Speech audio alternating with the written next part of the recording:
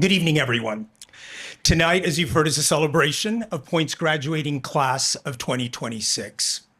And it's also a heartfelt reunion for our supporters, all of you here, our board members, scholars, alumni, and staff. To our event sponsors, Wells Fargo and Trevor Daly, thank you for everything that you do for us.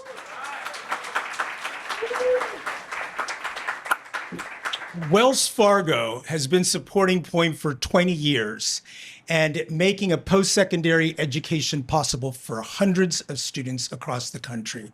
So thank you again. And Trevor, you're our event angel. I mean, I swear, thank you for being so supportive every year of this event and throughout the year, and for believing in our mission that every young person should have access to a post-secondary education. So thank you. This evening, I want to begin by honoring someone whom we lost recently, and that's Jason Collins. Jason was an MBA trailblazer, a Point Foundation honorary board member, and one of the bravest human beings I've had the privilege of knowing. In 2013, he became the first active athlete in any of the 4 major sports leagues to publicly come out as gay. And in doing so, he changed what was possible for LGBTQ young people watching. 8 months ago, when Jason learned that he had stage 4 brain cancer, he met it the same way he's met every challenge, with clear eyes and unshakable resolve. His legacy will live on in every Point scholar he championed, and every student who walks through the door that he helped open, and in this community that refuses to stop fighting. For nearly 25 years, Point Foundation has stood on one unshakable truth. And you've heard this earlier today from both Michelle and Zane, that community is not a luxury for LGBTQ people and allies. It is a lifeline. It is how we survive hard times. It's how we will come out on the other side of this one. And there isn't any legislation, no executive order, no hateful headline that can ever take that away from us.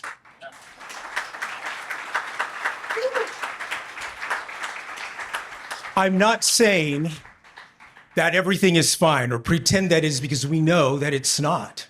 According to our friends at the Williams Institute, LGBTQ people are 9 times more likely to experience violent hate crimes than non-LGBTQ people. 9 times. 48% of those targeted are transgender and non-binary people. 24% of those targeted are educators and students in our schools. These aren't statistics, these are people. There are people, and they're under attack. But this is what I know about our community. We do not cower. Every single time somebody has told us to sit down and be quiet, we have stood taller. Every time the door got slammed in our faces, we built our own door. It was a lot more stylish too, I'm sure. I mean, look, that's who we are, and we're not changing, all right? So let me tell you why education matters now more than ever before. Education is not just a pathway to a career. It is a pipeline to strength and influence. It's how we get LGBTQ plus and ally lawyers into the courtroom fighting for our rights. It's how we get LGBTQ plus and ally doctors protecting our healthcare, legislators writing the laws that govern our lives, and filmmakers sharing and preserving our stories. And this year, thanks to you, we're supporting 1,000 scholars, the largest class in our entire history. These are students that are studying law, medicine, public health, social work, the arts at universities across the country. They are the ones that are going to be on the front line of equality for the next 50 years. But they need our support, our unwavering belief that their future and ours is worth fighting for, especially when others are determined to fight against them. They're counting on us to grow tired. They're counting on us to grow silent, to give up. And let me leave you with this. Our community has faced down every form of hatred this country could throw at us, and we are still here. We survived Stonewall, not just as a riot, but as a reckoning. We buried generations of friends and fought a government that looked the other way during the AIDS crisis. And we built our own clinics, our own advocacy, and found our voice. We've been beaten, legislated against, erased from textbooks, and told that our families don't count. And every single time we rose. That is not luck. That is not an accident. That is the most durable form of resilience that this country can witness, forged in community, powered by love, and passed down from every generation that refuses to disappear. Jason Collins knew that history. He lived it.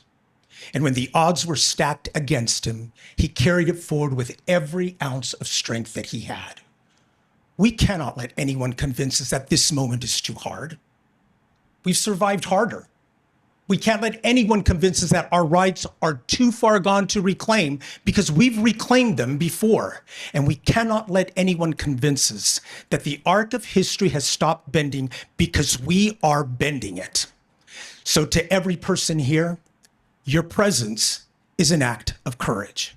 Your visibility is a gift to every young person watching. Give them our history. Give them our strength.